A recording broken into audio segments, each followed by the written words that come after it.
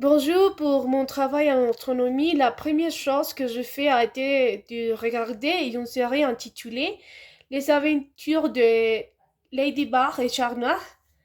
La série parle de deux adolescents qui peuvent devenir des super-héros grâce au pouvoir bijou magique. Ladybug a le pouvoir de créer et Chat Noir le pouvoir de destruction. Et entre eux, protégeant Paris de méchants qui ne font que le mal. Bon, après avoir regardé du chapitre de la série, je cherchais les mots inconnus pour être plus clair sur ce qui s'est passé et ainsi élargir mon lexique. La deuxième activité appelée Que doit faire le nouveau président? Il est sûr qu'être président n'est pas facile.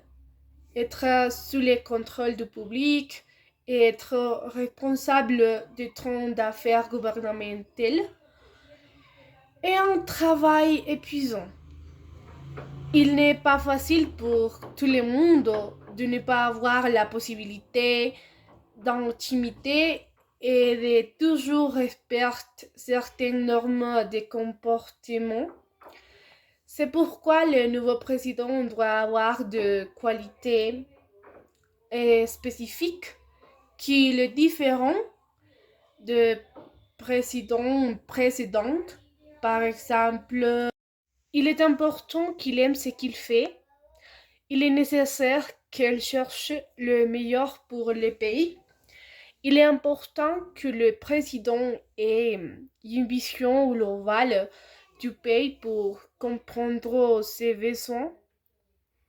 Ce n'est, ce n'est un secret pour personne que la Colombie souffre depuis longtemps d'une crise démocratique.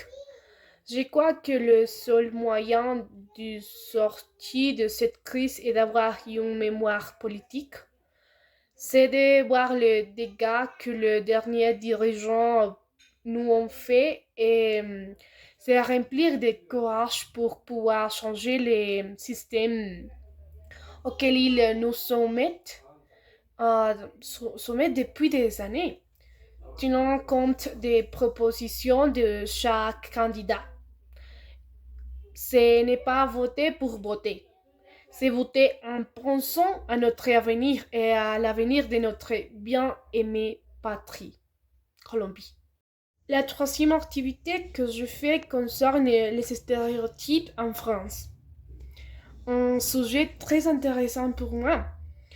Et en ce moment, je retiens deux. Premièrement, que les hommes sont dévonçamment, car ils ont la réputation de très ferteux. Deuxièmement, que le français ne parle que leur langue.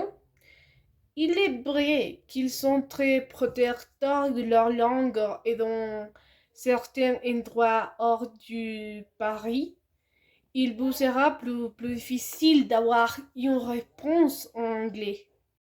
Et enfin, la dernière activité que je fais était de regarder des vidéos sur YouTube sur les chaînes Parisiendo, qui est bien connu et facile à comprendre.